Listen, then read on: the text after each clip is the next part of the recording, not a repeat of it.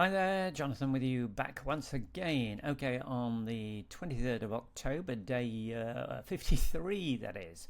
Right, so today I want to talk about what we're doing. Yes, some split test results, some where we are at the moment on a couple of things we're doing. We're testing a new Optin page. As I said, that we tried to get a little bit more aligned to what our main offer is, and also it's sort of a bit of a neglected part of the funnel because it's just organic traffic that comes in that route. Last month we generated like $500 in sales from it. So yeah, can we improve that? And that's what we're going to check out. And the other thing is I've got a sales page control versus my 1927 inspired ad and results on those. But first, where were we yesterday? So yesterday we came in at 819 in sales, not bad at all. And ad spend 344 being $459 in ad spend and give us a profit of $360. So that's okay. That's about as much as I can say, really. Is okay. Not a disaster, not great, sort of right in the middle. And today it did show up there for a second. There we go. Actually, it's 328 today. It's 2 o'clock in the afternoon. A little bit behind on the numbers there, so I sort of get the feeling we're going to end up a little bit lower end of today, but we'll just see. So yes, the results. So what I've done, as I said before, I've got organic traffic that comes from YouTube and it comes from our blog site. YouTube has a phenomenally low opt-in rate. This is just over a couple of days. So we can see here the standard for my YouTube opt-in was about 2 or 3%. My new version is more than double, 2.5 times that. So just so you can see what it is, this was the original one. Oh, you see I've got the Provely here thing before, which I talked about yesterday.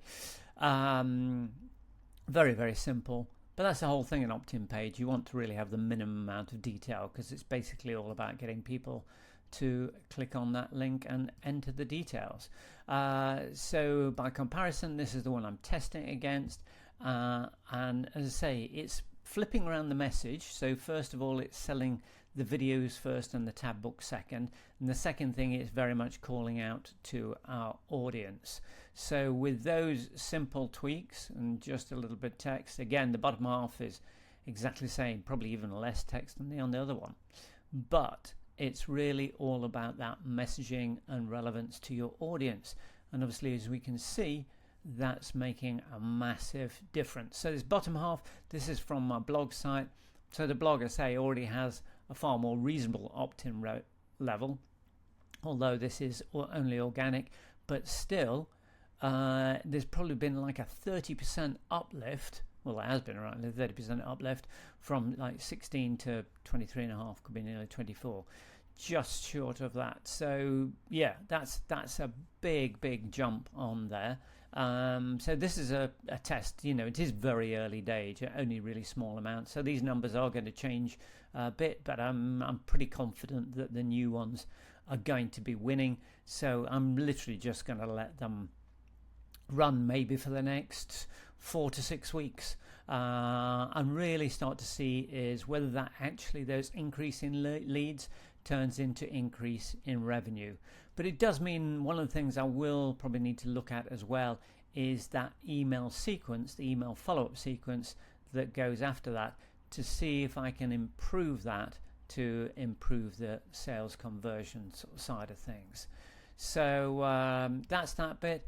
And in terms of the split test on my landing page, offer page, this is where I'm sending Facebook traffic direct to the offer. So this has been running a bit longer, almost a week, I think it has. So we've had 2,500 people hit that page, 2,200 hit that page.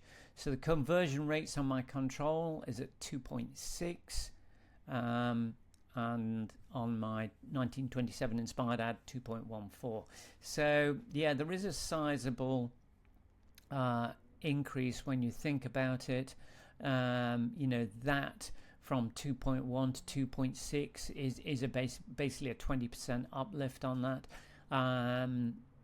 So yeah, my new test is still not performing as well as my control. But that doesn't necessarily, I mean, obviously what I will do is I'm going to leave it until basically there's been 100 sales or close to for each one. And then I'm going to call it and go, okay, that's enough for that. But it's not that I'm going to just ditch this page, but what I can do is use it elsewhere in the funnel. So, I've talked before, I've got a cart abandon sequence. So, cart abandons are quite high. So what I might do is obviously show them the first ad, my control one, the first time. If they're doing a cart abandon and they go into an email sequence, the second time round, I might show them this one. Because it's the same core message but a different sort of hook entry point into it. So yeah, I think that's where I'm going to use that. And so anyway, they're going to continue running on for a little bit longer. But I've got something else, is the fact that tomorrow I'm going to do something that I probably shouldn't, but can't help myself.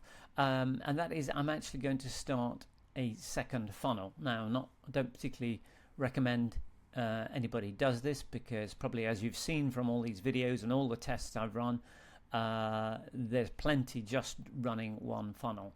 However, I was on a call with some other people last night who've all got different funnels in different niches, and one of them gave me a really good idea for marketing one of my courses that I've already got and potentially just repackaging it and representing it.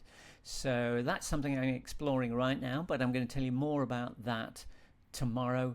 I'm putting that together. So it's something I want to put together, test really quickly, see if there's any mileage in it or not. It's back that idea of failing fast. So that's what we're looking to do. Okay, so that's all for today. Hope you found that interesting, useful, whatever. Leave me a comment or ask me any questions you might have. Otherwise, I'll catch up with you again tomorrow. Bye for now.